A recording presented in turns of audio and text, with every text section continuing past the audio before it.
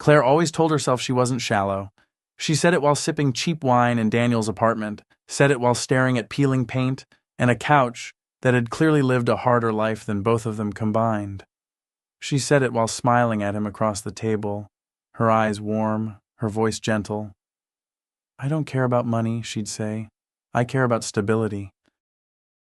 Daniel would just nod. Daniel always nodded. He was tall, dark-skinned, calm in a way that unsettled people who needed noise to feel important.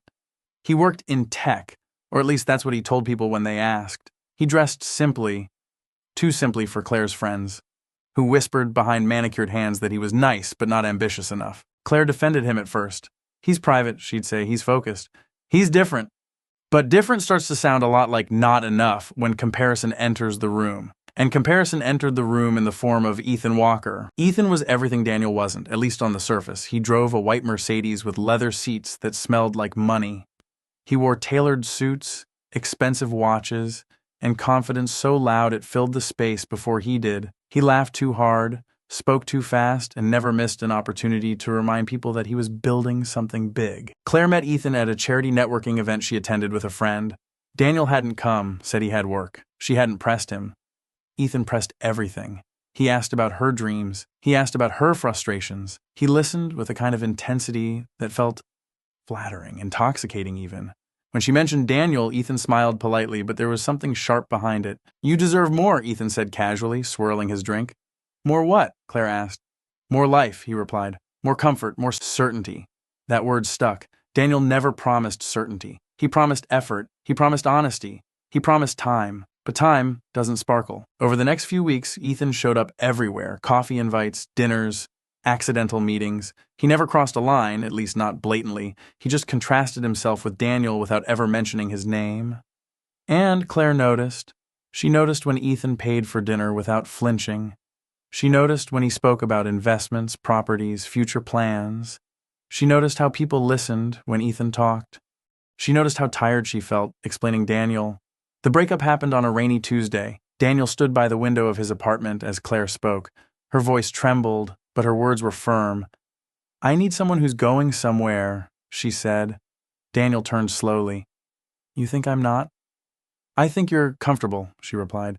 "And I can't build a future on potential." Daniel didn't raise his voice. He didn't argue. He just asked one question. "Is this about Ethan?" Claire hesitated. That was answer enough. "I didn't plan it," she said quickly. "It just happened." Daniel nodded again. That same quiet nod. "I hope he gives you everything you're looking for," he said. She hugged him. He let her. And just like that, she walked out of his life, convinced she was upgrading. What Claire never asked herself was why Daniel never worried about money. She never questioned why he paid rent in full on time every month, despite his average lifestyle. She never asked how he took random business calls at odd hours or why his laptop was always encrypted.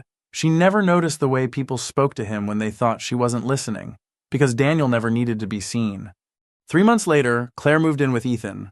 The apartment was high-rise, glass walls, city lights spilling into every corner.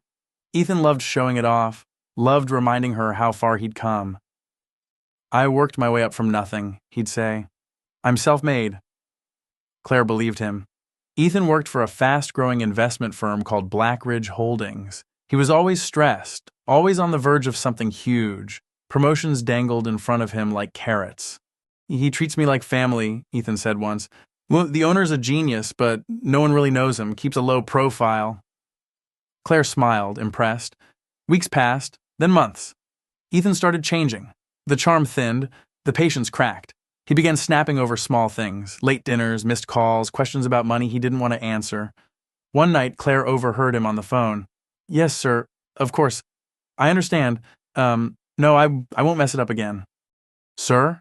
That didn't sound like the man who bragged about being untouchable. The following Friday, Ethan came home pale. "There's a company event tomorrow," he said. "A gala. Big donors, investors." "Can I come?" Claire asked. Ethan hesitated. Yeah, of course." The venue was elite. Black cars, flashing cameras, names Claire had only seen online. She felt underdressed, despite the designer gown Ethan insisted she buy. Inside, the atmosphere hummed with power. Then the room shifted, a quiet ripple, a sudden respect. People turned, men straightened, conversations paused. Claire followed their gaze, and that's when she saw him. Daniel. Not in his old jacket, not in worn sneakers. Daniel walked in wearing a perfectly tailored black suit, his posture commanding without effort. Executives approached him first. Hands were shaken, heads bowed slightly. Someone whispered near Claire, "That's him. That's the founder." Her heart dropped into her stomach. Ethan froze beside her. "Why does he look like that?" Claire whispered. Ethan swallowed hard. That's Daniel Black," he said quietly. "My boss." And just before Ethan could say another word, Daniel's eyes met Claire's, and for the first time since she left him, he smiled. The smile Daniel gave Claire wasn't cruel. That was the worst part. It wasn't smug, it wasn't vengeful, it was calm, controlled, like a man greeting an old memory he'd already made peace with. The kind of smile that said, "I survived you." Claire felt her chest tighten. Ethan, on the other hand, looked like he was about to be sick. "Stay here," he whispered to her, already loosening his tie. "I need to, say hello." But Daniel was already walking toward them. Each step he took felt deliberate, like the room itself was moving out of his way. Executives leaned in, eager for his attention. Investors waited patiently, glasses untouched. This wasn't just respect, it was authority. "Daniel Black," Ethan said, forcing a laugh as he stepped forward. "Sir, I didn't expect—" "Ethan," Daniel said smoothly, cutting him off. "Relax. This is a celebration." His voice was the same voice Claire remembered, deep even, unhurried. But now it carried weight, the kind that made people listen without realizing why. Daniel's eyes returned to Claire. "Claire," he said, "you look well." She swallowed. You too." Awkward silence bloomed between them, thick and undeniable. Ethan cleared his throat. "Daniel, Mr. Black, I was just telling Claire how visionary you are, how you built Blackridge from the ground up." Daniel tilted his head slightly. "Was that before or after you told her you were self-made?" Ethan stiffened. Claire's stomach dropped. "I didn't mean—" Ethan began. Daniel gently raised his hand. "It's okay, we all exaggerate sometimes." He looked back at Claire. "I wasn't aware you and Ethan were together now." Her face flushed. "I had no idea you were like this." Daniel chuckled quietly. Not many people did. That was Daniel's style. He never sought attention, but instead he sought power. They shifted to a more secluded area, Ethan trailing behind, visibly anxious. "So," Daniel said, folding his hands behind his back, "how long have you been a senior associate, Ethan?" Ethan blinked. 3 years, sir." 2.5, Daniel corrected. "You were promoted after the Lagos deal. The one you nearly lost us." Claire turned sharply to Ethan. "What?" "It was a complex situation," Ethan said quickly, "but I fixed it." Daniel's expression remained neutral. "You didn't, my team did. You signed the paperwork." Silence. Daniel shifted his attention back to Claire. "I hope Ethan's been honest with you." Claire hesitated. Memories rushed back. Ethan dodging questions, snapping when money came up, the phone calls filled with submission. "He said he was on track to become a partner," she said slowly. Ethan's mouth opened, closed. Daniel exhaled through his nose. "Ethan, would you excuse us for a moment?" Ethan's eyes widened. "Sir, I don't think that's appropriate." "That wasn't a request." Ethan swallowed hard and stepped away, though he didn't go far. He hovered, pretending to check his phone while clearly listening. Daniel leaned slightly toward Claire. "I never lied to you," he said quietly. "I just didn't explain myself." Claire's voice shook. "Why?" "Because I wanted to be chosen without leverage." That hit harder than any accusation.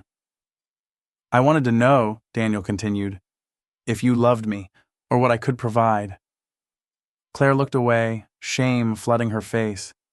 "I was scared," she admitted. "Everyone around me was moving forward. You were quiet." Daniel smiled faintly. "I was building." He paused. "Did you ever ask yourself why Ethan had access to the lifestyle he bragged about, but never actually paid for it?"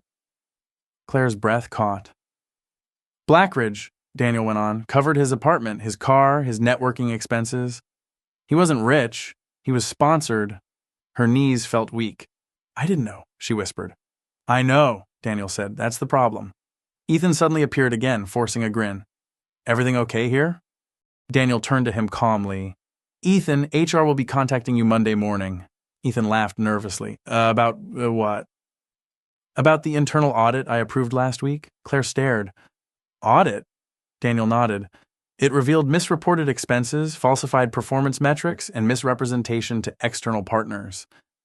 Ethan's face drained of color. I can explain, You already did, Daniel said, repeatedly, in writing. What does this mean? Ethan demanded, panic creeping into his voice. Daniel looked at him steadily. It means you no longer work at Blackridge. The words landed like a gunshot. Ethan's mouth moved, but no sound came out. You used my name to impress people, Daniel added calmly. You used my resources to pretend you were something you weren't. That ends tonight. Security appeared, not aggressively, but efficiently. Ethan looked at Claire, desperation flooding his eyes. Claire, tell him I'm good at my job. She didn't move, didn't speak. She finally saw him, and she didn't like what she saw. Ethan was escorted out, his protests fading into the hum of the gala. Claire stood frozen. I never wanted to humiliate him, Daniel said softly. He did that himself. She nodded numbly. I made a mistake, she said. I judged you. Daniel didn't deny it. I don't hate you, he said, but I don't forget lessons easily. Tears welled in her eyes. Is there any chance? Daniel studied her, really studied her, the woman he once loved, the woman who walked away when his value wasn't obvious. Then he shook his head gently. You loved the idea of success, he said, not the process. He extended his hand, not to pull her close, but to close the chapter. I hope you find what you're looking for, he said sincerely. Claire watched him walk away, surrounded by people who respected him not for what he displayed, but for what he built. For the first time, she understood.